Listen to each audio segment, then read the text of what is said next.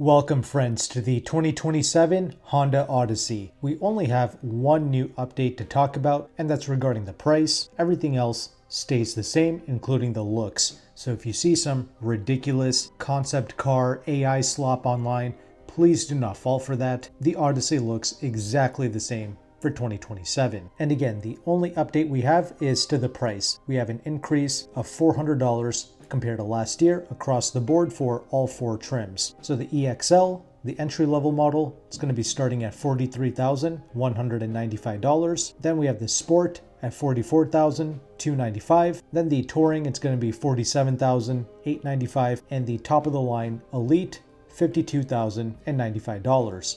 And make sure to add $1,495 for the destination charge to all of the prices I just listed. And I'll be sure to have all of the official spec sheets and pricing on the screen for you to check out. That way you'll know everything there is to know regarding this van. And the Odyssey, it's still powered by that glorious naturally aspirated V6 engine with 280 horsepower, 262 pounds-feet of torque. It's got the 10-speed automatic transmission, comes standard with front-wheel drive. There is no all-wheel drive as an option. You can use regular fuel, and all four trim levels, they are going to be getting 19 city, 28 highway. You do get a compact spare, so there's that. The entry-level EXL, that's the only model to come with the smaller 18-inch wheels. The other three higher trims come with 19-inch wheels. Total length, it's going to be 205.2 inches, plenty of legroom in all three rows, along with generous cargo capacity for sure. These vans, they weigh a little over 4,500 pounds, come standard with all of the useful safety tech features like your blind spot monitoring, your rear cross traffic alert. The Touring and the Elite, they do come with additional parking sensors, 4 in the front and 4 in the rear. The Odyssey is no longer an IIHS top safety pick.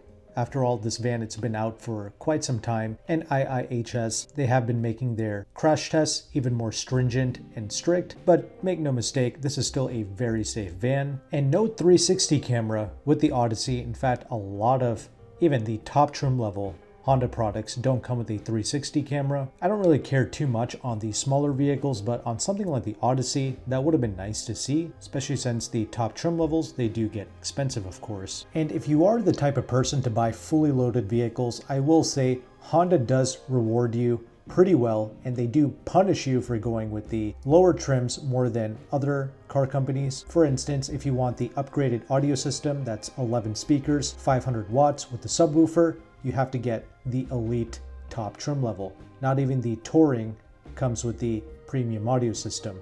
In fact, the rest of the trims, they come with a 7-speaker, 160 watt system, and it also does have a subwoofer, but again, the best audio, Honda does typically reserve that for the highest trim. Another thing to note, you will be getting the best insulation when you go with the top trim level of a Honda vehicle. For instance, on this Odyssey, the Elite model comes with the double paned, thicker laminated glass on both the front and the rear side windows. Of course, the windshield, that comes acoustically laminated as standard, but the thicker double pane glass only comes on the top Elite. So that is going to be your most quietest Odyssey. However, we do get a lot of other good features like your wireless Apple CarPlay and Android Auto that comes standard across the board. Wireless phone charging, that's also standard. You also get the heated front seats along with the tri-zone climate control, all as standard. If you want the heated steering wheel, that's only available with the top Elite trim level.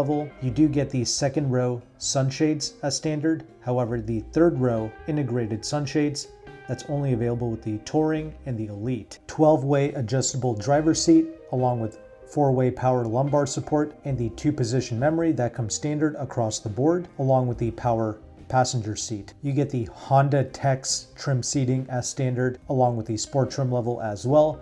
The true leather seats are available on the Touring, and the Elite model comes with the perforated leather trim seats. Again, heated seats are standard in the front. However, if you want the ventilated front seats, you do have to get the top of the line Elite. Now the rear seat entertainment package with the 12.8-inch screens in the back, that's available starting with the Touring trim level, and of course the Elite comes with it as well. Regarding the infotainment, you get a 9-inch infotainment screen as standard across the board. So far, as of this recording, none of the 2027 Odysseys have made it to dealership lots, and currently there are over 11,000 new Odysseys still available for sale. I would absolutely try to negotiate on one of those remaining units. Try and go for 10% off the sticker. And over half of the remaining 2026 Odysseys, they are going to be the entry-level EXL trim, which again still comes rather well equipped. Obviously the Touring is kind of in a weird spot because if you're going that far up, most individuals will definitely want the Elite and will probably have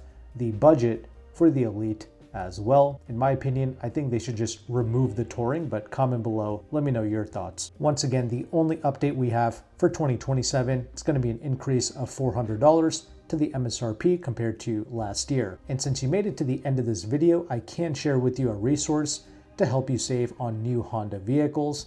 And that's going to be with AutoCompanion, who is one of the largest car advocate services in the United States. And yes, they actually do have Honda deals, 10% off the sticker price on the HR-V, the Accord, and the Ridgeline. They are not currently advertising any public deals on the Odyssey, but I'm sure they do have some form of a discount, especially since there's so many left in the entire country. Of course, AutoCompanion's partner dealerships, they are going to be located primarily in Washington, D.C., and they have some dealerships in the California area as well, and they do offer nationwide shipping. I've had 2 vehicles shipped, never had an issue, but once again, you can just save on that shipping cost by picking up in DC or in California. And Honda is not the only brand that AutoCompanion represents. They also have Subaru deals, Nissan, Mazda, Toyota, and more. On Subarus, they are going crazy, like 12 to 15% off the sticker price, especially the Ascent. They do have 15% off on those. So if you don't necessarily need a van, but you would like a 3-row SUV, the Ascent is literally one of the best deals in the entire country right now.